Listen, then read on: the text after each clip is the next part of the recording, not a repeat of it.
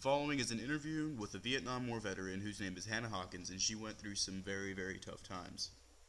Enjoy the flashbacks. Enjoy the interview. Thank you.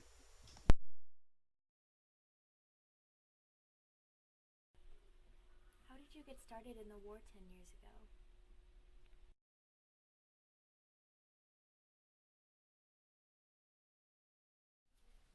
I was drafted the month before summer began.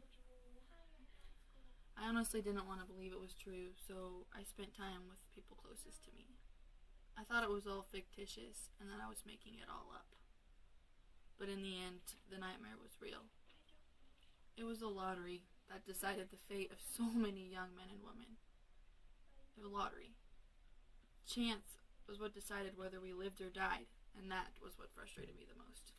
Tell me how you feel thinking back on the war a decade ago. Times I can't forget everything I saw.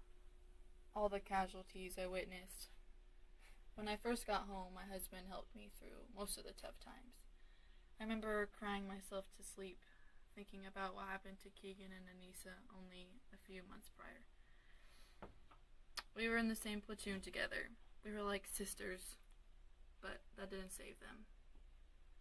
We were never at a loss for the things we carried, merely the people beside us carrying the same. What happened that traumatized you so much? Was it a specific event or the war in general? I think it was both. The things you were to carry weighed you down. The weight of your life in your own hands was a really heavy one. I think it was the hardest thing I've ever had to go through. The names were Tasia, Anissa, and Keegan. Like I said, we were like family. And Tasia and I are the only ones that made it out with our lives and sanity. Can you tell us about what happened to Keegan and Anissa? Wow, that's a tough one. Yeah, I can. Well, 5 minutes to ourselves. We've been through so much together. Love you guys. I'm gonna go get the water from the...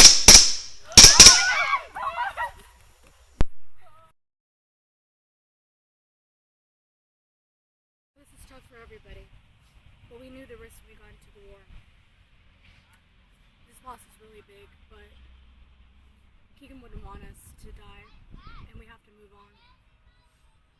Yeah, you're right. It's a tough thing for sure, but it's war.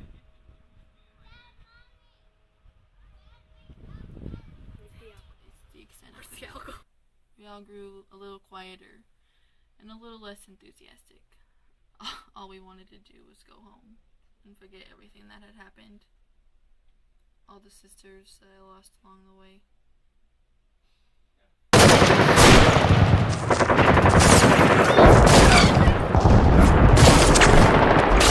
What happened? Did she survive? She survived, but she never really recovered mentally, and physically she was disabled. She lost her leg from the middle of the thigh down. She never could forget what happened to her. She never really could forget anything. Tasia and I caught up with her about a year after the war ended. She couldn't even talk to us. She said it was too hard. That's awful. How did you and Tasia hold up after the They war? are the only ones that went on to get married and live relatively normal lives. They actually are the only ones that stayed in contact. We both are happily married and have 2 kids. We still never talk about what happened in the war, since it is a time in our lives that we never want to revisit. I still have nightmares sometimes, but I'm thankful for the person it's made me. I don't know what else to say other than how inspirational you are. Thank you for your service to our country. Like I said, it was a tough thing for sure, but it was war.